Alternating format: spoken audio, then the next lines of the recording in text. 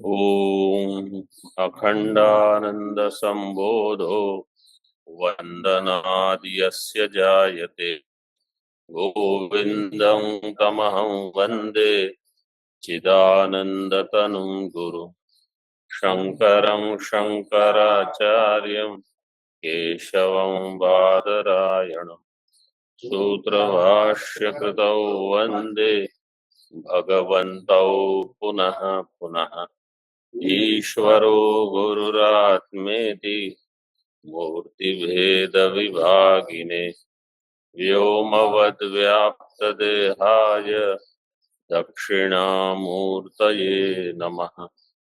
ओम शांति शांति शांति। सर्व वेदांत सिद्धांत सार संग्रह में 205 श्लोक हमने पाठ कर लिया था। 204 में शब्द आया था मूलम दहती इति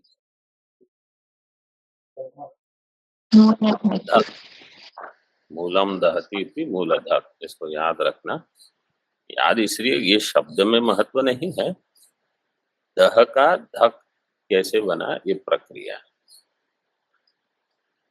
205 श्लोक में हमने देखा कि ज्ञान और कर्म का सहयोग नहीं हो सकता, इसलिए तस्मात् कर्म प्रयत्न न त्याज्य, कर्म का प्रयत्न से त्याग करना है। टीका में देखिए, इसको त्याग करना है ज्ञानेच्छुना, मुमुक्षु जो है उसके लिए। यस्मात् ज्ञान कर्मणोः सहयोगस्तु नैव युज्यत इति सिद्धम तस्मात् ज्ञानेच्छुना प्रयत्नेन ध्रुवं निश्चयपूर्वकं कर्म त्याज्यम्।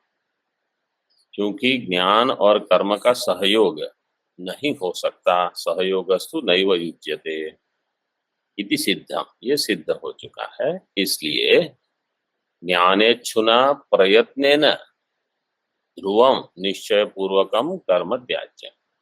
जो ज्ञान का इच्छु है उसको निश्चय पूर्वक कर्म का त्याग करना पड़ेगा। अब ज्ञान का और अर्थ कर्म का अर्थ, मुख्य अर्थ क्या यहाँ समझना है वो बताते हैं। ज्ञान कर्मणोर विरोध कथम न्यायते, ज्ञान और कर्म में विरोध है ये कैसे भान होगा। नाहम कर्ता भोक्ता किंतु कूटस्थम ब्रह्मैवास्मि इति एवं आकारा अंतःकरण वृत्ति ही ज्ञान।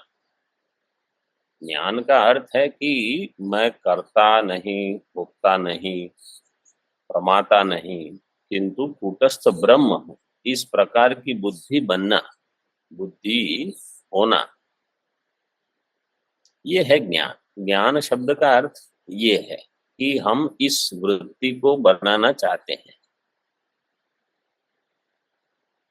और कर्म का अर्थ क्या है कि हम ऐसी वृत्ति चाहते हैं। मैं अहम, देखो कर्म तो अहम वर्णाश्रमी अस्य कर्मणः कर्ता मम इदम कर्म साध्यम फलम भविष्यति इति बुद्धि। तो एक विशेष अंतःकरण की वृत्ति उत्पन्न हो, इसके लिए प्रयत्न हम कर रहे हैं कि मैं कर्ता नहीं, भोक्ता नहीं, मैं कूटस्थ हूं, मैं ब्रह्म हूं, मैं जगत का कारण हूं। इस वृत्ति को बनाने के लिए हम प्रयत्न कर रहे हैं, इसको कहा जाएगा ज्ञान। कर्म का अर्थ है हम इस वृत्ति को बनाने में अथवा बनाए रखने में प्रयत्न कर रहे हैं कि मैं कर्मी हूं, वर्णाश्रमी हूं, इस कर्म का मैं करता हूं, इसका जो फल होगा, जो भविष्य में होगा, अदृष्ट से प्राप्त होगा, वो फल का भोक्ता मैं बनूंगा। ये वृत्ति वाला जो है व्यक्ति, उसको हम कहेंगे ये कर्मी है, ये कर्म का अधिकारी है, मतलब ये कर्म में रत है। ज्ञान में रत का अर्थ है एक विशेष प्रकार की बुद्धि बनाना। कर्म में रत है वो अन्य प्रकार की बुद्धि बना रहे हैं। अब ये दो वृत्तियों में विरोध है, दोनों अंतःकरण की वृत्ति है, लेकिन दोनों परस्पर विरोधी है, इसलिए ज्ञान कर्म का समुच्चय नहीं हो सकता। क्योंकि एक तरफ मैं यह वृत्ति बनाने का प्रयास कर रहा हूं कि मैं करता नहीं, भोगता नहीं, मैं ब्रह्म, और दूसरी तरफ मैं ये वृत्ति अगर बना रहा हूं कि मैं करता हूं, मैं भोगता हूं, तो ये दोनों कैसे एक ही अंतःकरण में कैसे हो सकते हैं? ये केवल बहुत मोटा दृष्टांत है अथवा उपलक्षण है।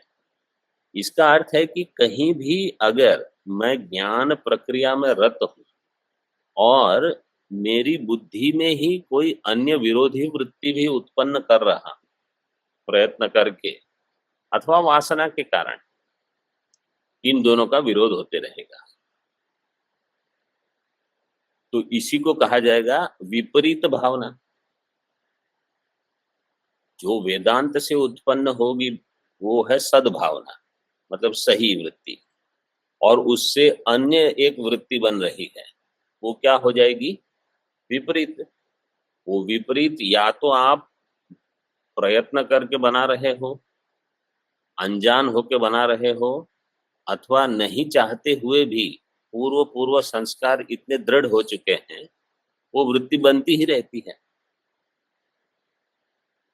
जैसे अगर आप कहो कि मैं कपड़ा साफ रखना चाहता हूं और दिन भर तेल हो या कुछ गंदगी हो बाहर की, उसमें ही हाथ लगाकर यही साफ करता हूं और कहता हूं कपड़ा मुझे साफ चाहिए, वो दोनों नहीं हो सकते। तो ये ज्ञान कर्म का विरोध है ना।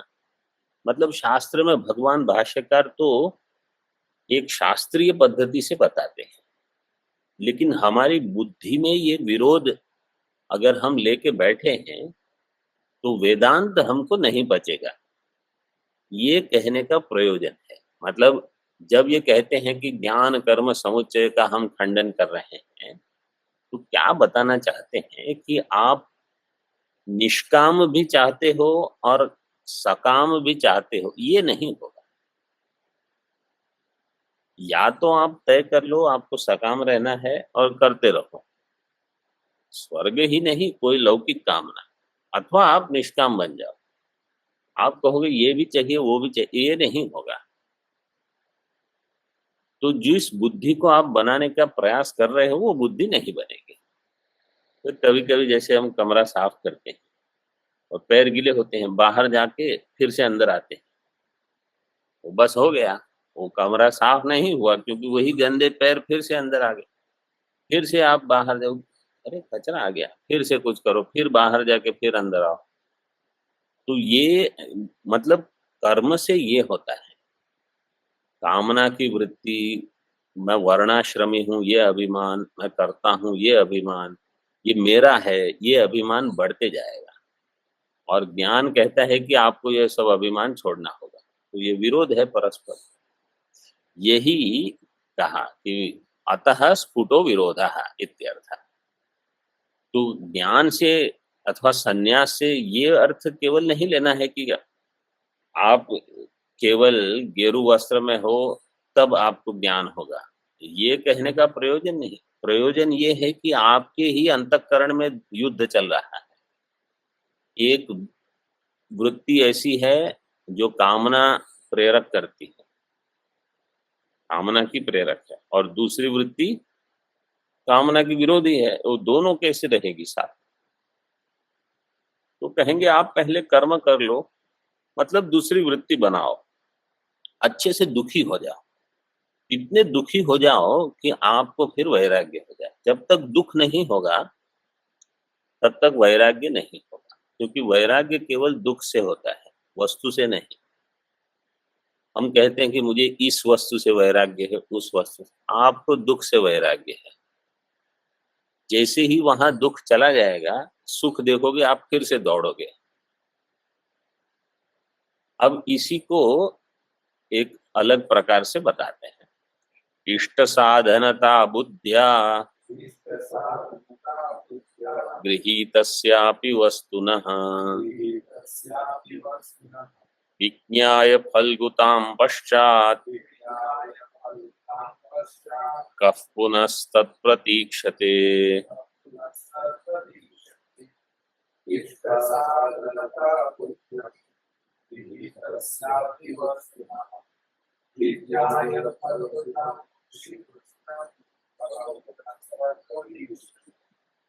इष्ट साधनता बुद्ध्या गृहीतस्यापि वस्तुनः पश्चात् फल्गुतां विज्ञाय पुनः कः तत्प्रतीक्षते। पहले कोई ऐसी वस्तु है जिसमें हमको इष्ट साधनता लगती है, नहीं ये बढ़िया है, ये बढ़िया है, इष्ट साधनता बुद्धि से आपने उसका ग्रहण किया। फिर पश्चात बाद में पता चला कि इसमें तो कुछ है नहीं, ये तो फल्गु है। मतलब बिल्कुल, ये फल्गु के लिए एक शब्द बंबई में प्रयोग करते हैं, फालतू। फल्गु मतलब अल्प, बिल्कुल, जिसका कोई महत्व नहीं, ऐसे। तो फिर पुनः तत्का प्रतीक्षते। और अगर वहां आपको पहले गुण दिखता था, फिर गुण नहीं दिख रहा है बल्कि बड़े दोष दिखने शुरू हो गए, तो और भी दूर तेजी से भागोगे आप। जैसे एक दृष्टांत, प्रसिद्ध दृष्टांत है, हमने सुना। जैसे वहां गंगा जी आती है ना ऊपर से, तो समझो ऋषिकेश में यहाँ कोई बैठा है ध्यान करने, या ऐसे, अथवा उत्तर काशी में बैठा है, वहां तो गंगा जी थोड़ी कम, यहाँ तो इतनी तेज है कि आप सोच ही नहीं सकते आजकल। तो कुछ बड़ा काला काला कंबल जैसा समझो ऊपर से आ रहा है, और आप सोच रहे हो गंगा किनारे ठंड पड़ेगी नवंबर दिसंबर में, तो ये कंबल बढ़िया हो जाएगा, तो आप लेने के लिए प्रयास कर रहे हैं। और नजदीक मतलब इष्ट साधनता बुद्धि से आप उसका ग्रहण करना चाहते हैं, और वहां जाके जैसे ही छुआ वो बाहर आया, भालू निकला, और तो क्या होगा, आप भागोगे वहां से, फिर आप उसकी प्रतीक्षा नहीं करोगे। वहां तो बड़ा दोष दिख रहा है अभी। तो कर्म भी ये है, किसी भी क्षेत्र में आप जब कर्म में इष्ट साधनता देखकर उसमें कुछ महत्व बुद्धि रखकर प्रवेश करते हो, और फिर लगता है कि अरे ये ठीक नहीं है, ये तो क्या जो मैं चाहता हूं वो तो है नहीं है, तो छोड़ दो, और क्या। बस यही बता रहे हैं। टीका में देखिए, इष्ट साधनता बुद्धिया, इष्टम साधनम, इष्ट साधनम, तस्य भाव इष्ट साधन। देखो ये कर्मधारय समास जब करते हैं, इष्टम साधनम इष्ट साधनम, ये कर्मधारय। कर्मधारय में मुख्य क्या होता है, एक ही अधिकरण में आपको दोनों धर्म मिल जाएंगे, समान अधिकरण। जैसे जहां इष्टत्व भी है और साधनत्व भी है, जैसे नीलो घटः, तो वहां नीलत्व भी है घटत्व भी है, तो ये कर्मधारय होगा। तस्य भाव इष्ट साधनता, तस्याः बुद्धिः, तया इष्ट साधनता बुद्धिया, इस इष्ट साधनता बुद्धि के द्वारा गृहीतस्यापि वस्तुनः पश्चात फलगुतां निष्प्रयोजनतां विज्ञाय कः पुनस्तत् प्रतीक्षते। तो इष्ट साधनता बुद्धि से किसी का ग्रहण कर लिया, वो हो सकता है। विवेक और वैराग्य में जब लड़ाई शुरू होती है, विवेक कहेगा इसको छोड़ना है, और वैराग्य कहेगा कि नहीं नहीं अभी मैं तैयार नहीं, मतलब वैराग्य कमजोर है, वो छोड़ने के लिए तैयार नहीं। तो आप समझ लो आप आगे नहीं बढ़ पाओगे, क्योंकि यहाँ विवेक का अनुसरण वैराग्य को करना चाहिए। इसलिए विवेक वैराग्य समाधि षट संपत्ति मुमुक्षुत्वम ऐसे हम गिनते हैं। तो जो वैराग्य विवेक का अनुसरण कर सकता है, वो विवेक और वैराग्य दोनों एक दूसरे की पुष्टि करेंगे। और जहां विवेक बहुत है, हाँ समझ में तो आ गया है, लेकिन कुछ छूटता नहीं, तो क्या होगा, आप आगे नहीं बढ़ पाओगे। यही है कि जिसको इष्ट साधनता बुद्धि से पहले ग्रहण किया, पश्चात फलगुताम निष्प्रयोजता प्रयोजनता विज्ञाय, फलगुता तो देख ली लेकिन अब वो छूट नहीं रहा है,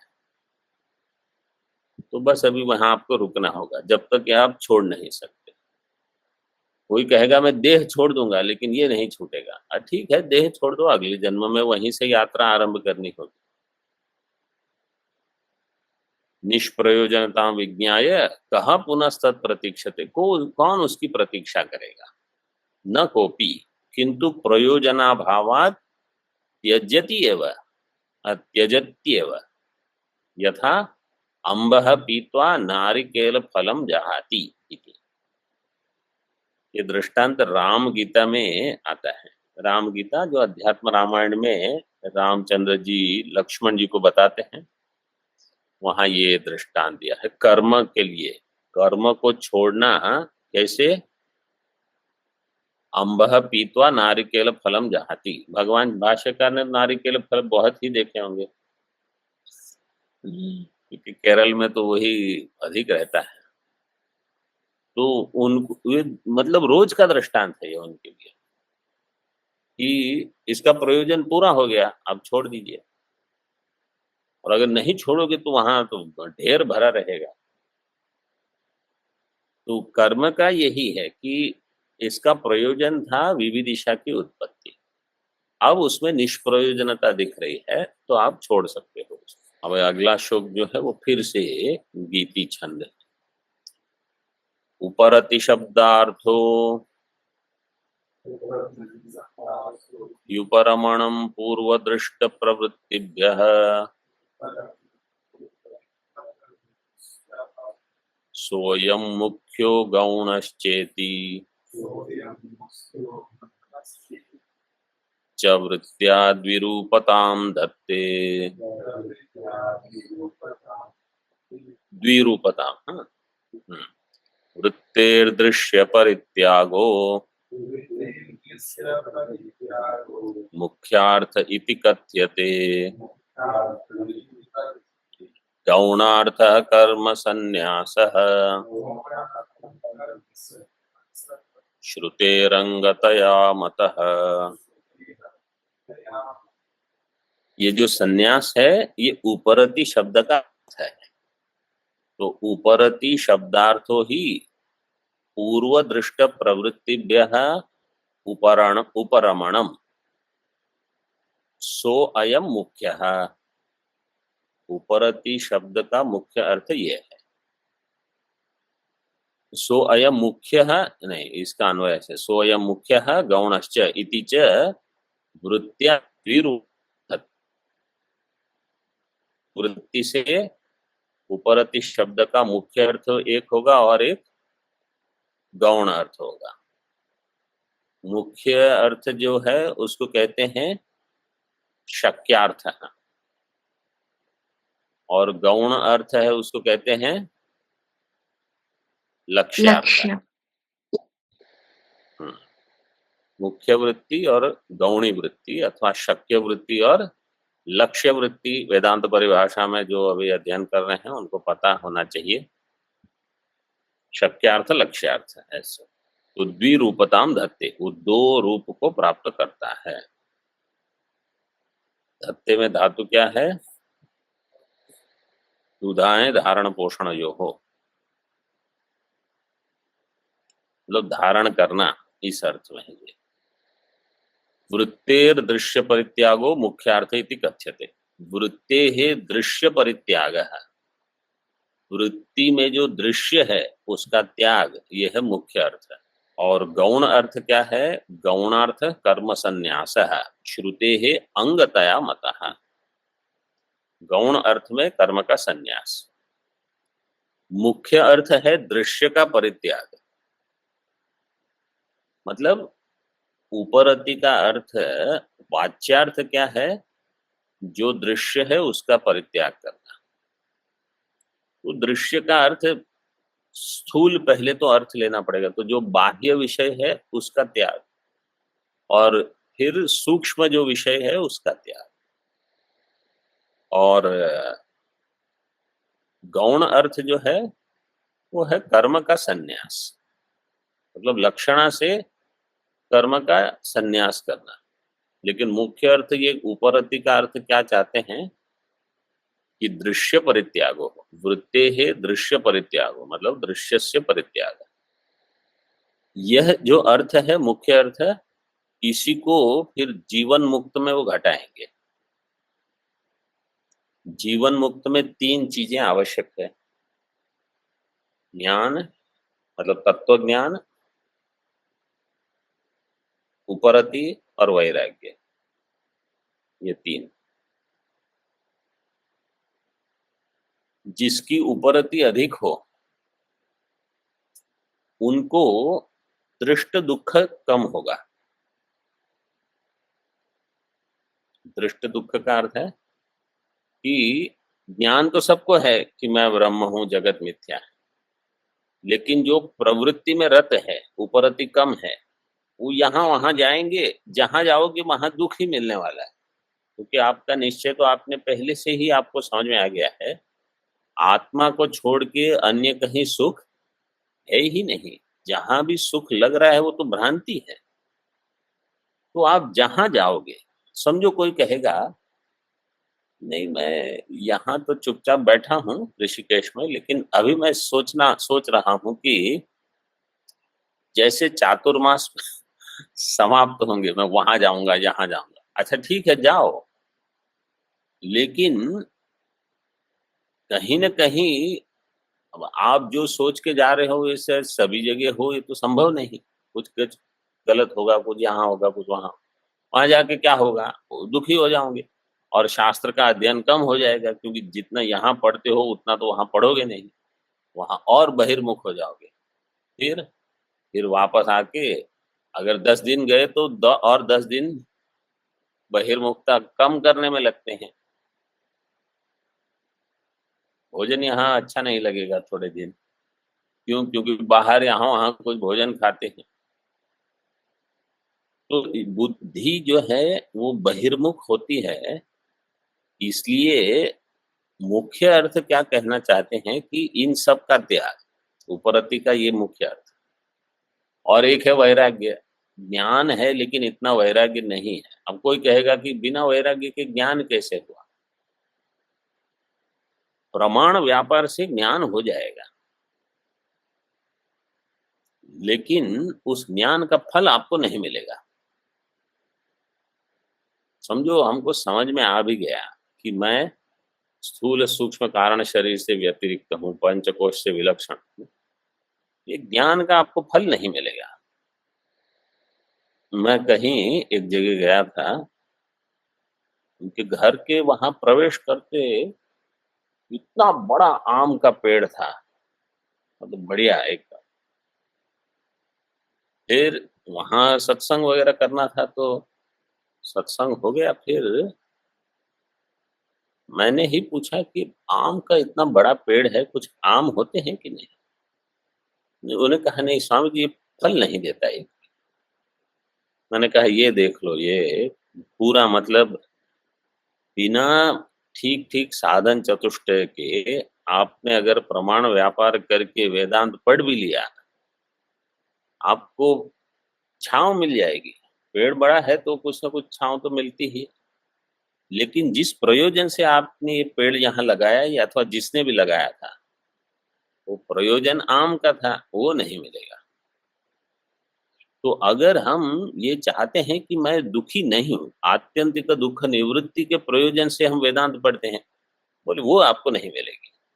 आप वेदांत पढ़ लो, पढ़ा लो, शास्त्रार्थ कर लो, सब कर लो, आपकी आत्यंतिक दुख निवृत्ति तब तक नहीं होगी जब तक जो जो आवश्यक है सब नहीं हुआ है। तो इसलिए वैराग्य बिना वैराग्य के भी अगर प्रमाण व्यापार करके किसी ने कहा कि हमको ज्ञान हो गया है, वो ज्ञान का फल नहीं मिलेगा। उसके लिए अधिक वैराग्य चाहिए, अधिक उपरति चाहिए। इसके लक्षण वगैरह पंचदशी में दिए हैं, 6ठे अध्याय में अंत में। वृत्तिर दृश्य परित्यागो गौणार्थ कर्म संन्यास। गौण अर्थ मतलब लक्षणावृत्ति से संन्यास कहते हैं।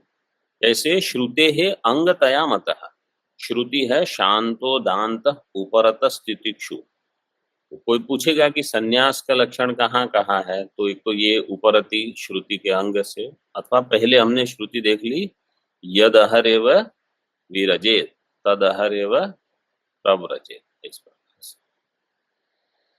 टीका में देखिए, पूर्व दृष्ट प्रवृत्तिभ्यः पूर्वम सुखरूपम दृष्टम, पूर्व दृष्टम, ये क्या समास है, इसकी वार्तिक है। देखो पूर्व दृष्ट शब्द है, पूर्व दृष्ट का विग्रह क्या किया, पूर्वम सुखरूपम दृष्टम, पूर्व दृष्टम। जैसे शाक पार्थिव, उसका विग्रह कैसे करते हैं, शाक प्रिय पार्थिव। तो शाक प्रिय में जो उत्तर पद है प्रिय, उसका लोप करके उत्तर पद लोपस्य, वार्तिक क्या है, शाक पार्थिवादी नाम सिद्धये उत्तर पद लोपस्य उपसंख्यानम। शाक प्रिय पार्थिव, पार्थिव का अर्थ समझ लो राजा। तो जो राजा शाक को, शाक जिसको प्रिय है ऐसा, शाक प्रिय पार्थिव। देव ब्राह्मण, मतलब देव प्रिय ब्राह्मण, जो ब्राह्मण देवताओं को प्रिय है अथवा जो ब्राह्मण वो देवता प्रिय है, ऐसे देव ब्राह्मण। पूर्व दृष्टम, देव पूजको ब्राह्मण, पूर्व दृष्टम तस्मिन् प्रवृत्तयः, पूर्व दृष्ट प्रवृत्तयः ताभ्यः पूर्व दृष्ट प्रवृत्तिभ्यो ही उपरमणम, उपरति शब्दार्थ है। पूर्व में जिसमें सुख देखा, क्योंकि इसका अर्थ हम कैसे घटाएंगे, पूर्व श्लोक के साथ। पूर्व श्लोक में सीधे ही बता दिया था इष्ट साधनता बुद्धिया गृहीतस्य। तो इस श्लोक में जब कहते हैं पूर्व दृष्ट का अर्थ है पूर्व इष्ट साधनता दृष्ट, तो मतलब जिसमें पहले इष्ट साधनता अथवा सुख देखा है उसको।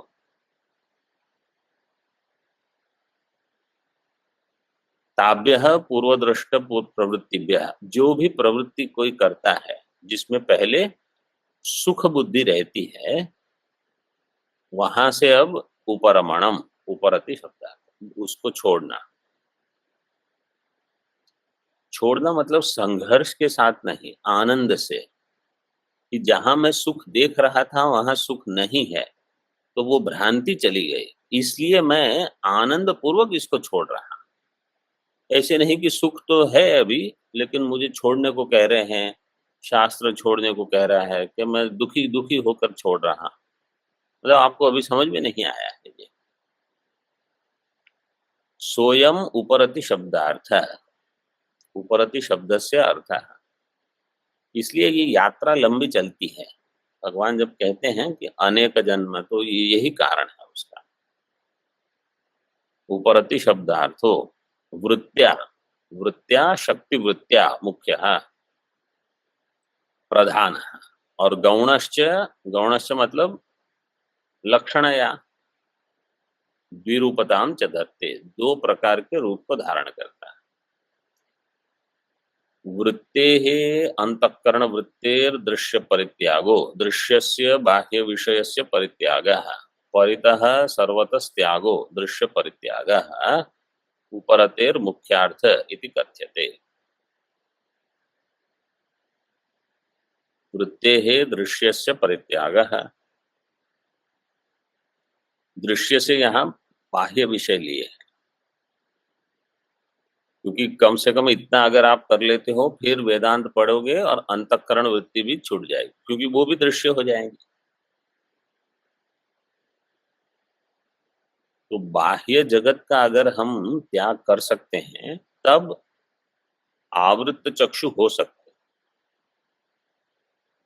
तब अंतःकरण अंतर्मुख होगा।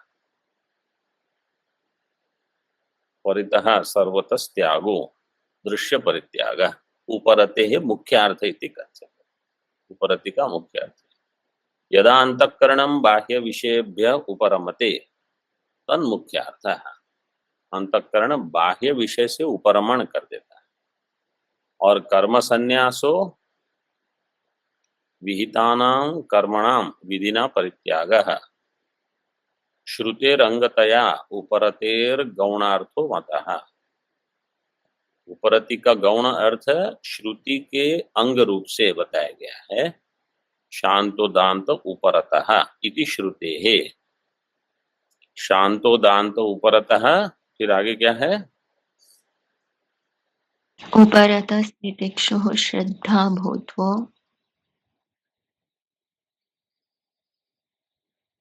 उपरतः स्थितिक्षुः समाहितो अथवा श्रद्धावित्तो भूत्वा। श्रद्धावित्तो का अर्थ क्या है?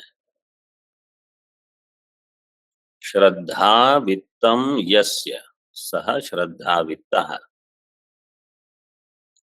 जिसकी संपत्ति क्या है?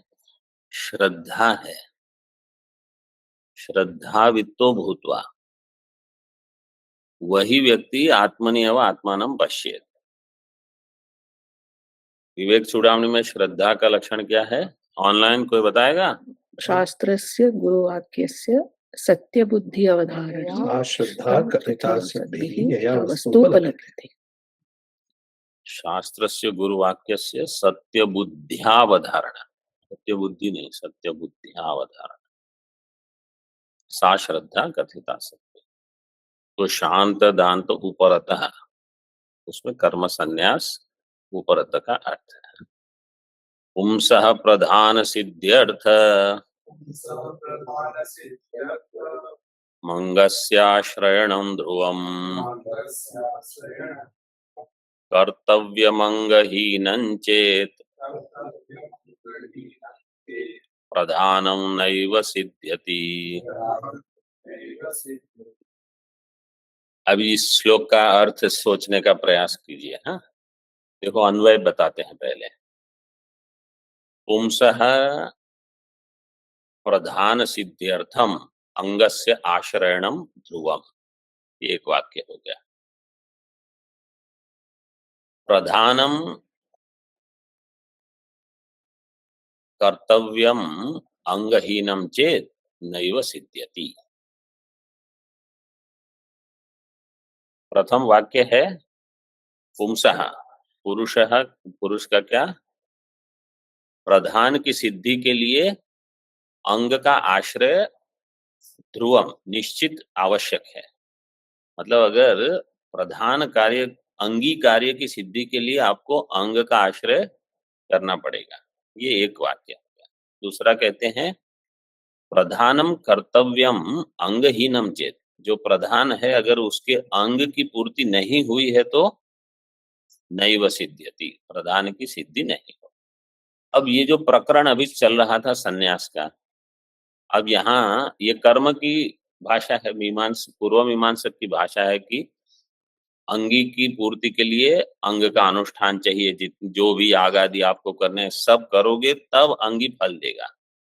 ये भाषा हो गई। अब इसको इस प्रसंग में कैसे घटाना है? Swamiji, here Angam will be Shravanam, Mananam, Nidhyasanam. So Dhruvatva should be there in Shravanam. So Anga here will not mean anything else but अंग क्या है? Shravanam Mananam, Nidhyasanam. श्रवणम अंग है। और प्रधान क्या है?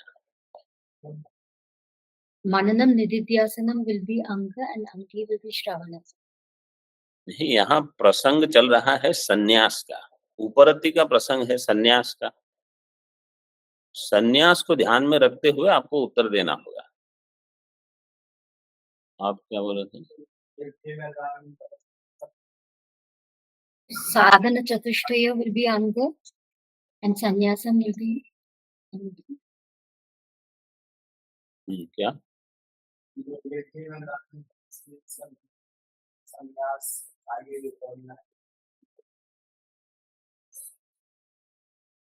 यज्ञ दान तप संन्यास। अंग क्या है और अंगी क्या है? और संन्यास अंगी प्रधान। स्वामी जी, उपरति अंग हो गया संन्यास, और जो प्रधान है वो अ, ज्ञान होगा, मुक्ति होगी।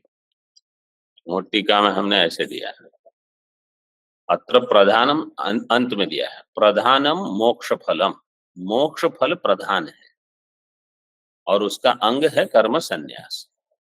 कर्म संन्यास अंग लेकर मोक्ष की प्राप्ति होगी। ऐसे मतलब बताने का प्रयोजन यह था कि अब एक प्रकरण चल रहा है उपरति का, संन्यास का। अगला श्लोक भी संन्यास का है, मतलब वही प्रकरण तो बदला नहीं है। वही प्रकरण में ऐसा अगर कोई श्लोक आ जाता है जिसमें कोई शब्द सीधे नहीं पता चलता कि ना कुछ ज्ञान शब्द लिखा है ना संन्यास शब्द है, केवल प्रधान अंग अंगी यही शब्दों का प्रयोग हुआ, तो इसका अर्थ कैसे घटाएंगे हम? और जहां भाष्य टीका कुछ उपलब्ध है वो तो अच्छा है, समझो टीका है नहीं और आपको बताना है कि इसका अर्थ क्या है, तो ये हमारी बुद्धि में स्पष्ट होना चाहिए कि क्या आप बता रहे थे अब तक, सीधे ही कोई नया विषय नहीं बता सकते। तो कभी ऐसे नहीं कि अंग अंगी का अर्थ यही है कि श्रवण अंगी मना निधि ध्यान, वो अलग प्रकरण में वो अर्थ है। जिस प्रकरण में जिस शब्द का क्या अर्थ है वो बुद्धि में स्पष्ट होते रहना चाहिए। टीका में देखिए, प्रधान सिद्ध्यर्थम, प्रधान की सिद्धि के लिए, प्रधानस्य मुख्य साध्यस्य सिद्ध्यर्थम, तो एक हमारा साध्य है, उसकी सिद्धि के लिए अंगस्य अन्य सहकारी साधनस्य आश्रयणम अवलंबनम आसेवनम पुंसो ध्रुवम कर्तव्यम, पुरुष के द्वारा, पुंस पुंस धातु है, अभिवर्धने, उसी से पुंसः शब्द बनेगा, मतलब जहां वृद्धि हो, जहां बलम हो, इस अर्थ में वो धातु है। पुंसो ध्रुवम कर्तव्य, पुरुष के द्वारा उस सहकारी अंग का अवलंबनम आसेवनम अवश्यम कर्तव्य, उसको करना ही पड़ेगा। क्यों? मुख्य जो प्रधान है अंगी है उसकी पुष्टि के लिए, ये साधारण नियम हो गया। देखो, प्रधानस्य अंगिनः पुष्टता अंगेन भवति ध्रुवम, ये भी निश्चित है कि प्रधान अंगी की पुष्टता अंग की पुष्टता से होगी। तो अगर हमको मोक्ष फल चाहिए और बहिर्मुखता कम नहीं हुई, दृश्य में रुचि बहुत है, तो अंतर्मुखता नहीं होगी। प्रधानम अंगहीनम चेत कदापि नैव सिद्ध्यति, अगर प्रधान जो है वो अंगहीन है तो उसकी सिद्धि नहीं होगी। अत्र प्रधानम मोक्ष फलम तस्य अंगम कर्म संन्यास, तो यहाँ कर्म संन्यास जो है उसको अंग मानना है, क्योंकि उसके होने से मुझे मोक्ष फल में सिद्धि प्राप्त होगी। ऐसे संन्यसेत सुविरक्तः सन् निहामुत्रार्थतः सुखात् अविरक्तस्य संन्यासो निष्फलो याज्ययागवत्। सुविरक्तः सन् इहामुत्रार्थतः सुखात् संन्यसेत, अविरक्तस्य संन्यासो निष्फलो अयाज्य यागवत्। सुविरक्तः सन् संन्यासेत, बहुत वैराग्य हो तब आपको संन्यास ग्रहण करना चाहिए। किससे वैराग्य हो? इहामुत्रार्थतः सुखात्, यह लोक में जो अर्थ से सुख प्राप्त होगा, अथवा अमूत्र परलोक में अर्थ से जो सुख प्राप्त होगा, यह अमूत्रार्थतः सुखात संन्यासेत, पंचमी है। सुख से अस्मिन लोक में जो सुख मिलता है उससे संन्यासेत, अमूत्र लोक में जो सुख मिलता है उससे संन्यासेत, कहा सुविरक्ता। और जो अविरक्त है उनको संन्यास निष्फल हो जाएगा, मतलब संन्यास का जो फल मिलना चाहिए वो उनको नहीं मिलेगा। अभी इसका पहले समझ लो इतना कि संन्यास का अर्थ केवल कपड़े बदलना या नाम बदलना नहीं है। संन्यास का अर्थ यहाँ क्या समझना है, वेदांत का ज्ञान। तो जिसने वैराग्य पूरे ठीक ठीक प्राप्त नहीं किया है उनको वेदांत का ज्ञान नहीं लाभ होगा। वही निष्फल, मतलब ये शब्द देखो, वृक्ष इतना बड़ा लेकिन निष्फल है, उसमें फल नहीं, ऐसा हो जाएगा। क्यों? वैराग्य की कमी है। तो संन्यास, उनका संन्यास निष्फल होगा, क्योंकि कोई क्या कहे, देखो ये सब इसलिए हम संन्यास लेते नहीं, इनका संन्यास निष्फल है। अरे उनका संन्यास निष्फल है, आपका वेदांत निष्फल है। संन्यास शब्द से यहाँ वेदांत ले लो। आपका वेदांत अध्ययन होने पर भी आपको उसका फल नहीं मिलेगा। आपको जब दुख आएगा तब आपको ये पता नहीं है कि वेदांत का मैं उपयोग करके दुख की आत्यंतिक निवृत्ति कैसे करूं, ये आपको याद नहीं रहेगा। ये वही कर्ण वाली परिस्थिति है। सारी विद्या ग्रहण करके, गुरु से द्रोह करके, फिर जिस समय वहां सामने अर्जुन है तब पहिया फंस गया अंदर।